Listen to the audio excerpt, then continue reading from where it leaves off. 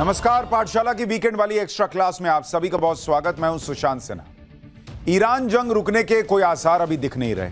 Saudi अरब से लेकर Qatar और ईरान तक में धधकती ऑयल रिफाइनरीज और गैस फील्ड्स को देखकर लग रहा है कि युद्ध की आग अभी बुझने वाली है भी नहीं। जो हाल एनर्जी सप्लाई चेन और मार्केट का दिख रहा है, उससे तो ऐसा भी लगने लगा है कि ट्रंप कोई और ही साजिश तो नहीं रच कर बैठे। वो आग लगाकर हाथ तापने वाला काम तो नहीं कर रहे हैं, क्योंकि साउथ एशिया में इकोनॉमिक तबाही आने की भी भविष्यवाणियां हो रही।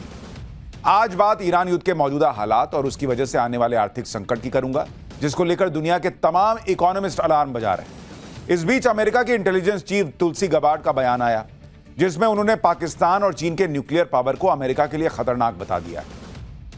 वैसे पाकिस्तान के न्यूक्लियर हथियारों को लेकर पहले भी आशंकाएं जताई जाती रही। इसकी वजह है पाकिस्तान में पल रहे इस्लामिक टेररिस्ट। ईरान जंग के बीच पाकिस्तान चीन के न्यूक्लियर हथियारों की तरफ संकेत क्या है? किसी और बड़ी घटना की भूमिका है क्या ये? आज इन सभी मुद्दों पर चर्चा करूंगा, लेकिन पहले ये रिपोर्ट देखिए।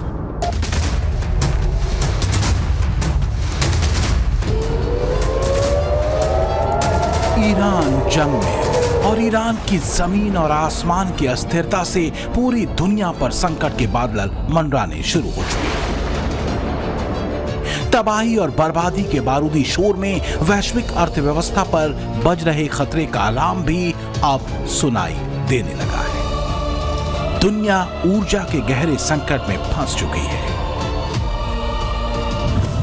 ईरान, अमेरिका, इजराइल जंग में दांव पर बहुत कुछ लगा है, खासकर रीजनल शांति, इकोनॉमी, एनर्जी सप्लाई चेन और मिडिल ईस्ट की स्थिरता।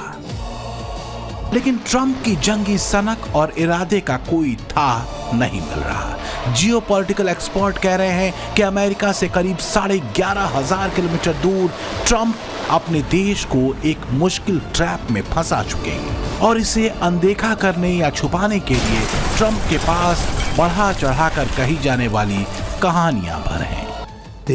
The power of some of this weaponry is unthinkable. You don't even want to know about it. Oh, you could end this thing in 2 seconds if you wanted to. The Navy's gone, their Air Force is gone, their anti-aircraft equipment is gone. We're flying wherever we want, Pete. We have nobody even shooting at us. जिस Iran को Trump तबाह और शक्तिहीन बता रहे थे, उसी Iran ने आसमान में उड़ान भर रहे दुनिया के सबसे शक्तिशाली और हाईटेक माने जाने वाले F-35 फाइटर जेट को मार गिराने का दावा किया। ये वो तस्वीरें हैं। ईरान ने ट्रंप को संदेश दे दिया है कि वो रुकने वाला नहीं। ईरान के ड्रोन और मिसाइलें खाड़ी के हर उस देश पर बरस रही हैं जहां अमेरिका के पैर जमे हैं। ईरान ने सऊदी अरब, कतर, कुवैत, यूएई में तेल गैस प्लांट पर जोरदार हमले किए। खासकर ईरान ने अपने पार्स गैस फील्ड पर हमले का बदला कतर के रास लाफान गैस फैसिलिटी पर करके लिया। ईरान ने एक के बाद एक 14 मिसाइलें इस गैस फील्ड पर मारी। कतर का रास लाफान गैस फील्ड दुनिया का सबसे बड़ा LNG एक्सपोर्ट और प्रोसेसिंग हब है। कुवैत की 2 ऑयल रिफाइनरी पर भी ईरान ने ड्रोन गिराए। पहला हमला कुवैत की मीना अल अहमदी रिफाइनरी पर हुआ और दूसरा हमला ईरान ने किया कुवैत की मीना अब्दुल्ला रिफाइनरी पर। इसके साथ ही ईरान ने सऊदी अरब के सैमरेफ रिफाइनरी को भी धमाका कर उड़ा दिया। इससे सऊदी अरब को बड़ा झटका लगा है, क्योंकि हॉर्मुज स्ट्रेट बंद होने के बाद सऊदी अपना तेल इसी रिफाइनरी से निकाल रहा था। अब सवाल यह है कि मुल्ला मुनीर कहां है, क्योंकि मुस्लिम ब्रदरहुड और इस्लामिक नेटो का झांसा देकर उसने सऊदी अरब के साथ रक्षा समझौता किया था। रक्षा समझौते में यह तय हुआ था कि सऊदी अरब पर किसी ने हमला किया तो वो पाकिस्तान पर हमला माना जाएगा और पाकिस्तानी सेना सऊदी अरब की रक्षा के लिए आएगी। पर आई कहां? मुल्ला मुनीर कहां फरार हो गया? वैसे सच ये है कि पाकिस्तान के दुर्दिन अब शुरू होने वाले हैं और पाकिस्तानियों का भ्रम अब टूट भी रहा है। ईरान जंग ने बहुत से भ्रम तोड़ दिए, जैसे कि अमेरिका का यह भ्रम कि वो दुनिया का बॉस है, वो ईरान ने तोड़ कर रख दिया। मुनीर का इस्लामिक नेटो वाला पैंतरा और खुद को इस्लामिक देशों का लीडर मानने वाला भ्रम भी टूट गया। ईरान अपने पड़ोसी इस्लामिक देशों को भी तबाह कर रहा है। पाकिस्तान में मुनीर शहबाज इंतजार कर रहे हैं कि जंग थोड़ी रुके या थमे तो कटोरा लेकर खानदानी काम पर निकलें, क्योंकि ईरान युद्ध ने पाकिस्तान में महंगाई बेतहाशा बढ़ा दी है। पाकिस्तान को तेल की कमी की वजह से अपनी रिपब्लिक डे परेड तक कैंसिल करनी पड़ी भाई। लेकिन एक और बड़ी टेंशन है जो मुनीर को बता रही है कि भाई अब अगला नंबर पाकिस्तान का आने वाला है, और वो है अमेरिका के लिए खतरा माने जाने वाले देशों की लिस्ट में पाकिस्तान का नाम आना। अमेरिकी इंटेलिजेंस चीफ तुलसी गबार्ड के इस बयान में इस्लामिक आतंकवाद को लेकर दिए गए सारे पैरामीटर्स पर पाकिस्तान बिल्कुल सटीक बैठता है, क्योंकि यूनाइटेड नेशन के आतंकी संगठनों की लिस्ट के मुताबिक पाकिस्तान में 150 से ज्यादा आतंकी संगठन हैं, जिसमें लश्कर ए तैयबा, जैश-ए मोहम्मद, तहरीक तालिबान पाकिस्तान, हक्कानी नेटवर्क, हरकतुल मुजाहिदीन, जमातुद दावा, अल कायदा जैसे संगठन प्रमुख हैं, जो दुनिया की शांति के लिए खतरा है। पाकिस्तान इकलौता इस्लामिक देश है जिसके पास न्यूक्लियर हथियार है, और यही खतरनाक है। वजह है पाकिस्तान इस्लामिक आतंक की फैक्ट्री है, इस्लामिक आतंकवाद का गढ़ है। वो अपने एटम बम को इस्लामिक न्यूक्लियर बम कहता है, और सबसे बड़ी बात, इस एटम बम के इस्लामिक आतंकियों के हाथ जाने के खतरे बड़े हैं, जैसा कि ईरान के साथ था। यही वजह है कि पाकिस्तान में ईरान के बाद की चर्चा खूब हो रही है। इसलिए इजरायली प्रधानमंत्री बेंजामिन नेतन्याहू ईरान के साथ ही पाकिस्तान के न्यूक्लियर वेपन को विश्व के लिए खतरा बताते रहे हैं।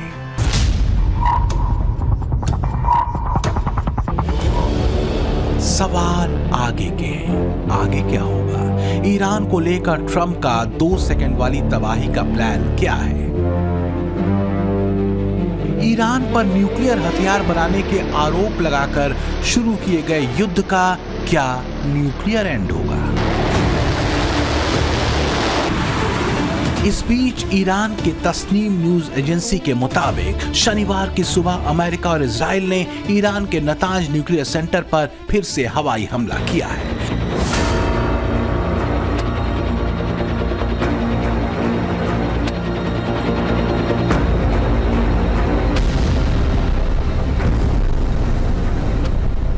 हालांकि रिपोर्ट में कहा गया है कि इस हमले में अभी तक किसी भी तरह का रेडियो एक्टिव लीकेज नहीं हुआ है।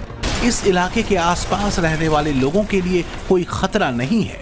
इससे पहले अमेरिका और इजराइल ने पिछले साल जून में भी इस न्यूक्लियर साइट पर हमला किया था।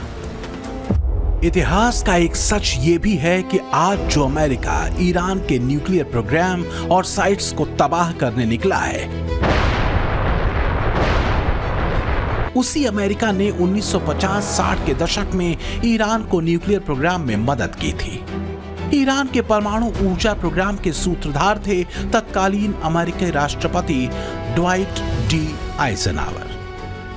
तब ईरान के शासक थे मोहम्मद रजा पहलवी। दरअसल 1957 में अमेरिकी राष्ट्रपति ड्वाइट डी आइजनहावर के एटम्स फॉर पीस कार्यक्रम के तहत अमेरिका और ईरान के बीच एक समझौता हुआ था, जो वास्तव में एक नागरिक परमाणु सहयोग समझौता था, ताकि ईरान एटॉमिक एनर्जी का चिकित्सा और बिजली उत्पादन में उपयोग कर सके।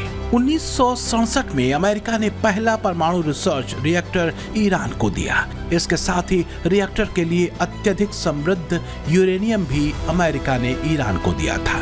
अमेरिका की तरफ से ईरानी वैज्ञानिकों को परमाणु तकनीक में प्रशिक्षित भी किया गया था।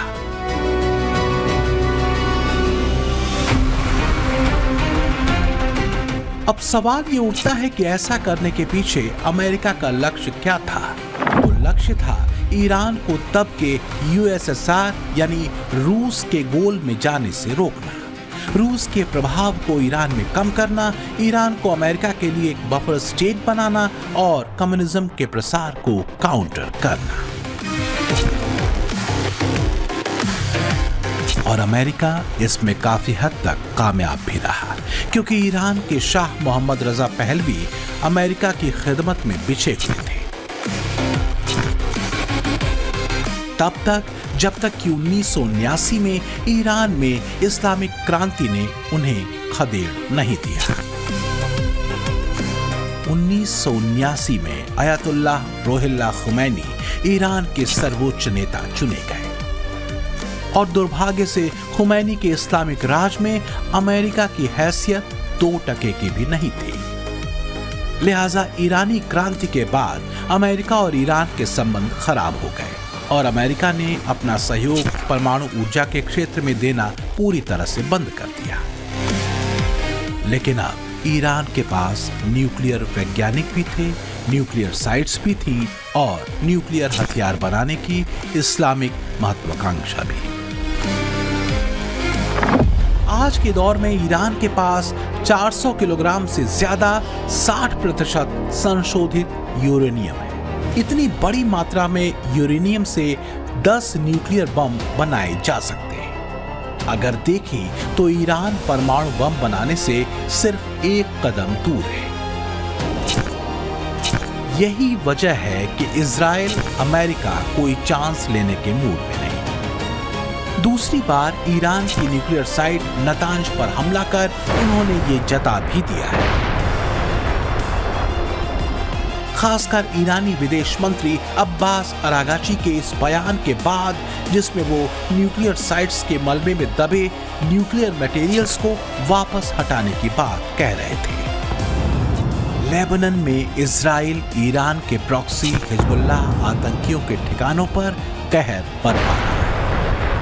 अब सवाल ये उठता है कि अगर ईरान पर अमेरिका इजराइल ने हमला ये कहकर किया कि ईरान अगर न्यूक्लियर हथियार या आईसीबीएम हासिल करता है तो उसे वो अपने प्रॉक्सी इस्लामिक आतंकी संगठनों को भी दे सकता है, तो फिर यही बात तो पाकिस्तान पर भी लागू होती है।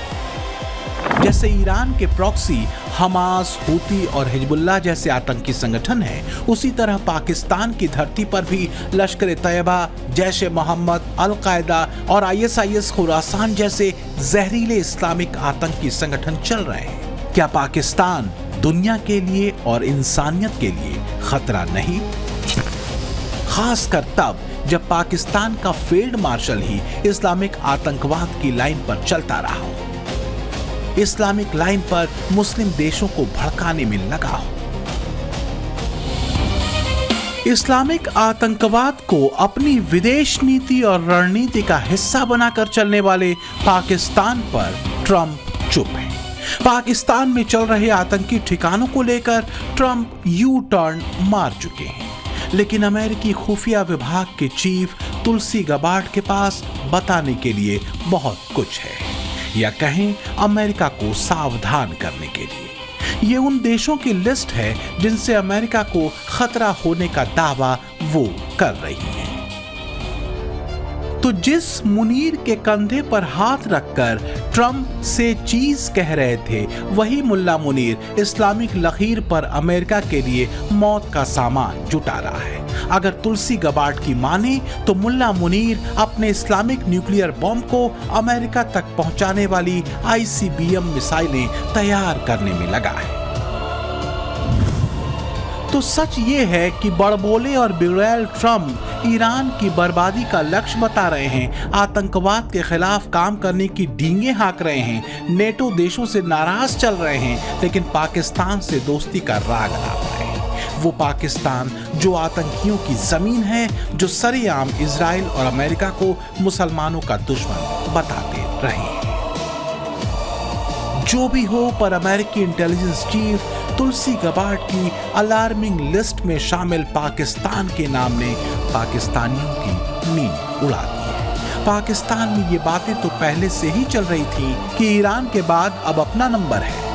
अब अमेरिकी इंटेलिजेंस चीफ तुलसी गबार्ड के बयान ने पाकिस्तानियों के डर पर मुहर लगा दी है। हाल ये है कि पाकिस्तानी सोशल मीडिया पर सफाई देने में लगे हैं, अमेरिका को अपनी पुरानी दोस्ती की दुहाई दे रहे हैं। वो कह रहे हैं कि हमारे संबंध आज के थोड़े ही हैं, जमाने पहले के हैं, और पाकिस्तान के एटम बम तो हमने अमेरिका के लिए नहीं बल्कि भारत के लिए रखे हैं। मुनीर बुरा फंसा है। एक तरफ ईरान के साथ न खड़े होने को लेकर पाकिस्तान के भीतर शिया सुन्नी दंगे शुरू होने की नौबत आ गई है, दूसरी तरफ उसके न्यूक्लियर हथियारों को लेकर अमेरिका का ताजा रुख। वैसे तुलसी गबार्ड ने जो बात कही है वो नई नहीं है। पाकिस्तान के एटम बम, जिसे उसके नेता इस्लामिक एटम बम बताते रहे हैं, हमेशा से दुनिया के लिए खतरा माने जाते रहे। तो क्या ईरान के बाद ट्रंप अमेरिकी जेट्स को पाकिस्तान की तरफ मोड़ देंगे?